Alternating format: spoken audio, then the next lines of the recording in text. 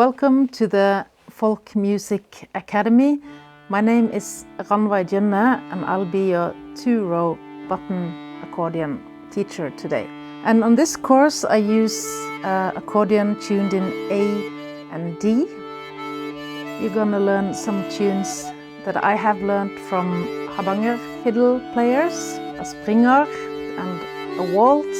And you're gonna learn a traditional one-row tune from the West Coast.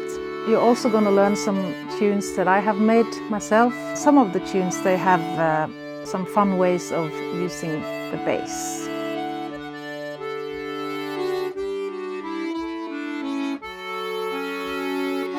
So it's an instrument that you can use to whatever you want, but find your own style, and I hope you enjoy some of the tunes in this course.